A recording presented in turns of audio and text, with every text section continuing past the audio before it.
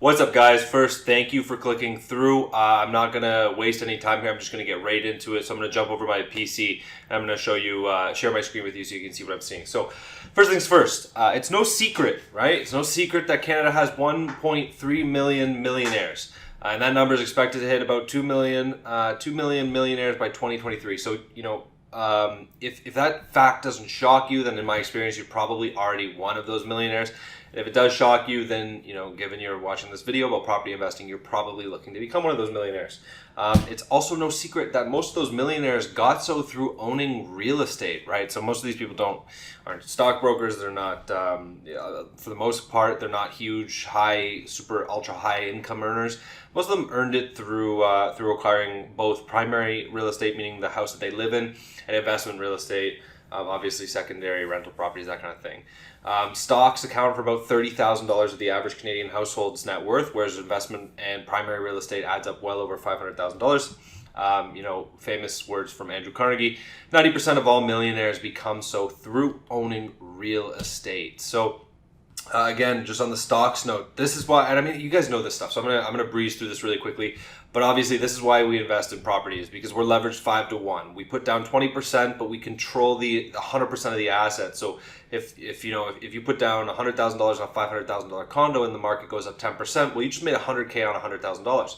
Whereas in the stock market, if you put $100,000 in the stocks, and the stock goes up 10%, you only made $10,000 on your $100,000. So the power of leveraging other people's money, in this case the banks through the mortgage, is obviously huge. It's a way to compound your wealth very, very quickly. So if we look at the last 5 years, April through April, the return on investment, if you put $75,000 into the S&P 500, and if you yank that money out right before the crash, so before the COVID crash, let's say you're a genius, you yank that money out, you made $45,000 in profit.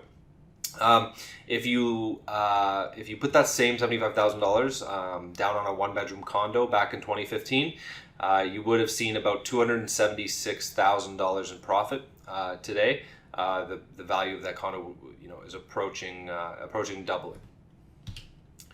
And here's the thing: a lot of people buy pre-construction condos with me. A lot of my clients are shocked when I first tell them that pre-sale condos, pre-public, VIP, platinum, all these marketing, gimmicks. It's more expensive. Buying pre-sale, buying something that doesn't exist is more expensive than resale. A lot of people have the preconceived notion that the opposite is true.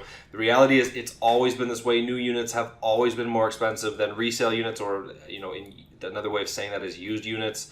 And I'm not talking about old buildings.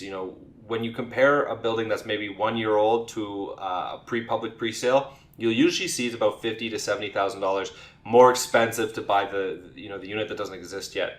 And a lot of people want to know if that's builders taking advantage. It's just the economics of building in Toronto, and I'll get into that a little bit later. But here's an actual example. So last year, a condo launched in Etobicoke. Okay, I'm not going to say exactly where, because these developers get really sensitive when you call out their project specifically. Despite like at the end of the day, guys, this isn't developer specific. This isn't project specific. 9 out of 10, if not 19 out of 20 pre-construction projects launch way above market value. It's not specific to any one sort of team. It's just the way it is in the city of Toronto. So this one launched last year. It was a 520 square foot, 1 bed, 1 bath. My client was looking at purchasing. He called me up. He sent me the unit. He says, "Can you get me this? This is a unit I'm really interested in." I asked what the price was, and the builder told me it was $495,000. And that was if you were able to get it on the second floor, the lowest floor. Each floor you go up is obviously more expensive. I told my client, "Look, man, that's really expensive." At the time, that was very expensive for the neighborhood. And he kept saying, "Look, it's the VIP Platinum pre-sale, it's day one prices. Builders are only going to increase prices from here. The builders promised me, the best incentives and the lowest prices they'll ever offer." I said, "Yes, look, that's the case at every pre-construction launch. That's what they say. And it is true. It's the lowest price you'll ever get into that particular development for, but it doesn't make it a good deal." And to prove that fact to him, what I usually do is I pull a comp. So I found a unit that had just sold in the building directly across the street. This building is 2 years old. It has literally the exact same amenities, very similar finishes.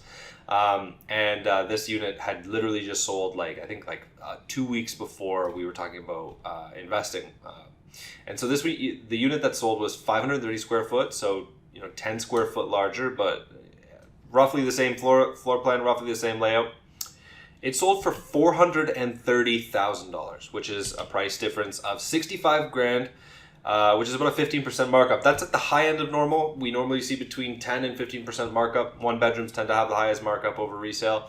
And this isn't one bad development. This is all of them. They're all overpriced like this. And that's fine. And the person who purchased that unit wasn't my client, thank God. But the person who ended up purchasing that unit, I'm sure they're going to make money. It's just going to take the market a little bit of time to catch up. Obviously, best case scenario is not to pay over market value. You want to get fair value so that if the market goes up, like look, here's the thing: if you pay 15% markup, then if the market goes up 10% next year, you still haven't made money. It's the craziest thing. The market did an amazing 10% per year, and you're still not equity positive because you overpaid by such a degree. And people ask me all the time, why is pre-construction so expensive in Toronto? Are developers taking advantage of clients, of the hot market, of the seller-sided market, and just charging exorbitant prices? And the truth is, no. These developers actually have no other way of launching housing inventory. So when you add up the cost, and this is a report recently done by Altus, which is sort of the big consulting company for builders in Toronto. Developers are only operating on a 7 to 13% profit margin. And when that profit margin shrinks, and it does shrink very quickly, construction costs are rising every single year by about 10 to 15% per year. When that margin shrinks too low, developers actually have to cancel their projects. So that's why we saw, 4,000 units get canceled in 2019 is because these developers waited too long to get their shovels in the ground, or the city made it impossible to get their shovels in the ground in time, and they sold at prices that no longer supported the cost of actually building the thing. And look, as investors, we don't care. We're not. Look, I'm not going to start a GoFundMe for these developers. 7 to 13% in a $300 million condo building is still a lot of cheese. So that's not our problem. Our problem as investors is, okay, that's great. Their profit margins are thin. But how do I find a unit below market value, or at least at market value, so that I'm not paying all this markup, I'm not paying for the government charges, I'm not paying for the fact that construction costs are going up? How do I get in at market value today? So if the market goes up 10K, I've already made 10K. Before I get into that, I just want to talk about past performance. So look, past performance is no indicator of future performance.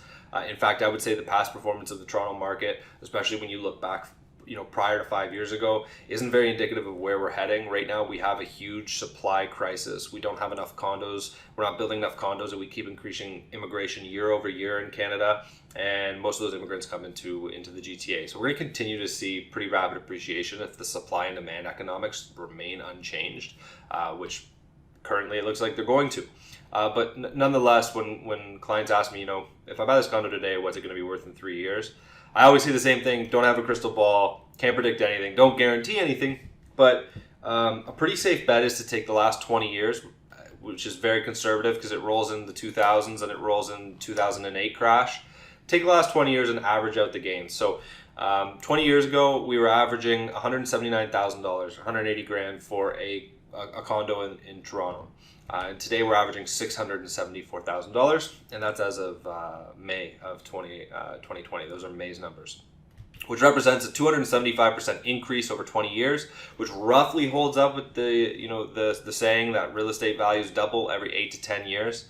When you annualize that works out to 6.8, so roughly 7% year over year, which is incredible. When you look at property markets in the States, they're averaging 3 or 4% per year, just roughly beating inflation. Obviously, in Canada, we immigrate way more than the States, and we build way less homes. So that tends to be why we outperform the States in such a way. So if you put down 20% on a condo in 2020, which would have been $36,000 at the time, you'd have grossed a $500,000 profit as of today. And this is why property investing is so crucial, and it's so important that it's a part of your retirement plan, because it helps you to build generational wealth, and it does so, with a smaller investment, and it's just leveraging other people's money, to whatever the case is, whether you want to pay for your kids' college, or you want to retire early, or you want to travel the world, whatever it is. Real estate tends to be the easiest way for the average Joe, us regular folks, to get ourselves into the 1% and do it relatively quickly.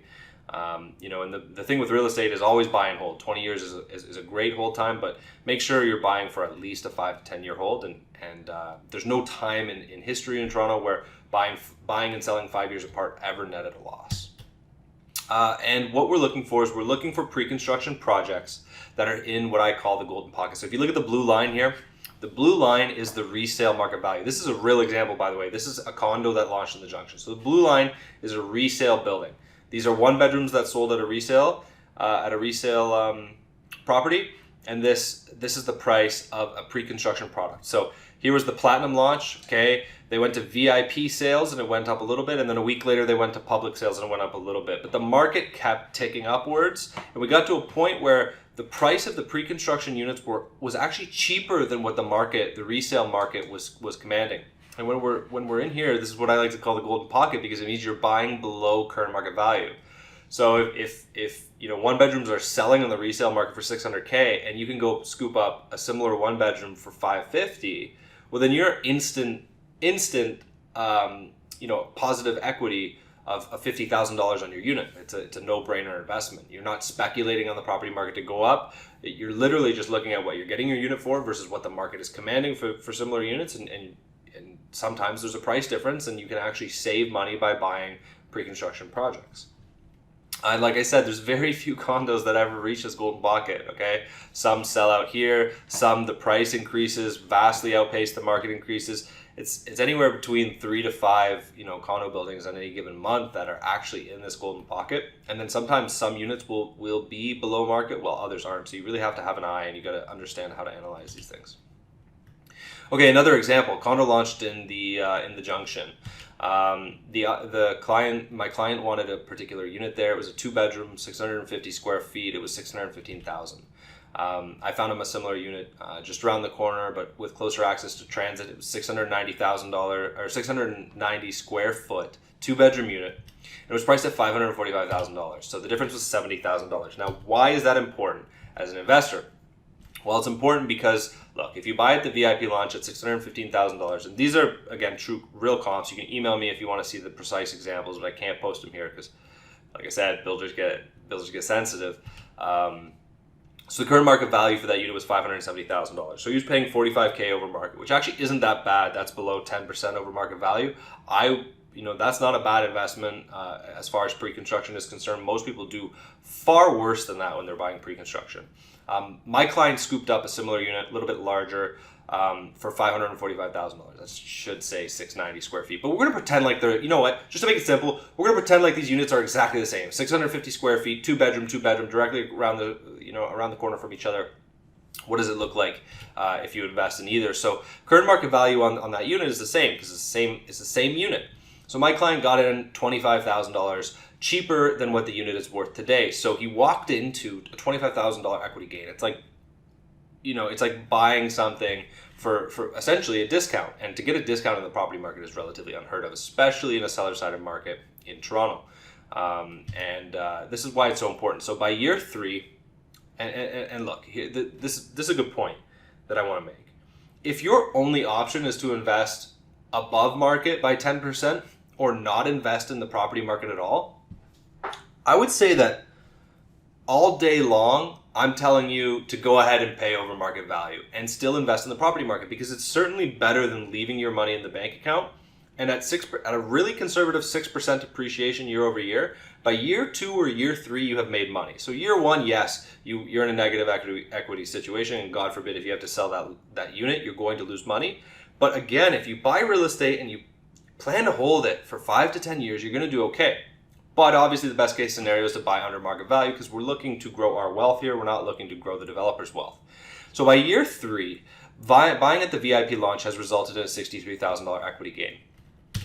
My client's up $133,000. And you can notice the spread on this. The spread is exactly $70,000 because, of course, my client got a $70,000 discount over option 1, the VIP launch. And by year 5, which is probably roughly when these clients are both closing on their units, the VIP launch client had made $145,000 while my client had made $215,000. Why is this so important as an investor? Because when you close on this unit, you can now, you're going to rent it out. You close on it, you're going to rent it out. You're going to hold it for a few more years before you sell it. Ideally, hold it for as many years as you can.